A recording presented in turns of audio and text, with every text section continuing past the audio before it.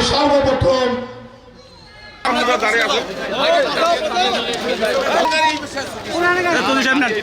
এই আন্দোলন সংগ্রামের যে রাষ্ট্র সংস্কার একটি এই অন্তর্বর্তী সরকার যে পেশ করেছে, আমাদের অ্যাক্টিং চেয়ারম্যান এই পট পরিবর্তনের আগেই এই সংস্কারের 31 দফা পেশ করেছিল।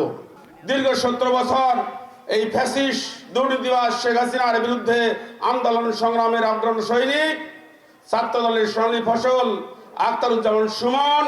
আমাদের কি অন্যায় ছিল তাদের, আমাদের কি অন্যায়? আবার তারা ইন্ডিয়াতে বসে ষড়যন্ত্র করে যাচ্ছে, তারা নাকি এদেশে আবার টপ করে চলে আসবে, তাদের বাপের দেশ।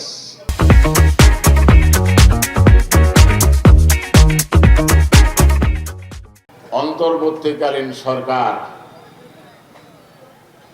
ওনারা চাচ্ছেন, প্রথম বলেছেন 6 মাস, তারপরে বলেছেন 1 বছর, এখন বলে যাচ্ছেন 1.5 বছর।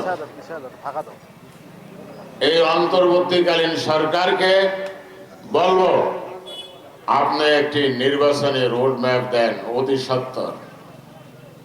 তা না হলে এদেশের মানুষ বাংলাদেশের আনাচে কানাচে গ্রামে গঞ্জে যেই দাবি উঠবে, মানুষের মনে যে আগুন জ্বলে উঠবে, সেই আগুন আপনি পদ্মা, মেঘনা, যমুনার পানি দিয়েও নিভাতে পারবেন না, পারবেন না, পারবেন না। একমাত্র জনগণের ভোটে নির্বাচিত হয়ে যে নিরপেক্ষ সরকার গঠন করবে, তারাই দেশ পরিচালনা করতে সক্ষম। নির্বাচিত সরকার যখন দেশে আসবে, তখন হানাহানি চলবে না, সংবাদপত্রের স্বাধীনতা চলবে এবং দেশের স্বাধীনতা টিকে থাকবে। নচেত আমরা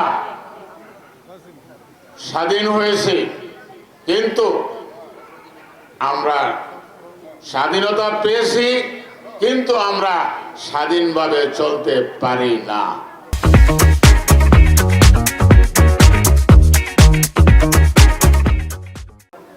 স্বাধীনভাবে কথা বলতে পারি না।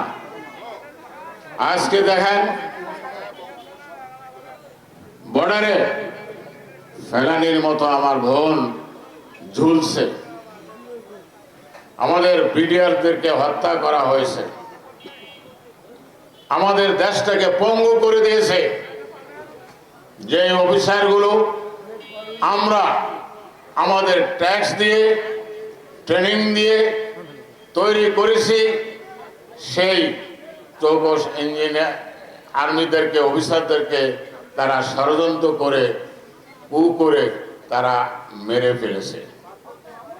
আমি এই রোমার উপজেলা তাঁতি দলের নেতৃবৃন্দ এবং বিএনপির নেতৃবৃন্দর উপস্থিতিতে আমি দাবি করছি, অতি শীঘ্রই বিডিআর হত্যার বিচার চাই, বিচার চাই। আপনারা কি চান কিনা বলুন?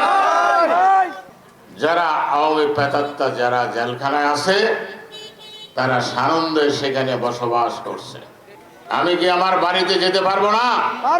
আমার বাড়ি, আমার জমি, আমার বিল, আমার ফুটপাতের দোকান, এটি সব তারা দখল করে নিয়েছিল এই 17টি বছর।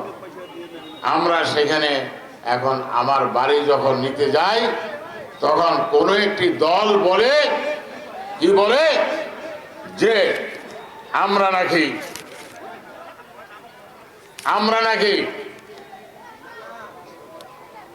অন্যদের বাড়ি ঘর দুয়ার দখল করে নিচ্ছি। এটা সমস্ত রূপে মিথ্যা কথা। তারাই যারা বলে, তারাই দেখেন বিভিন্ন ব্যাংক অফিস দখল করে নিয়েছে।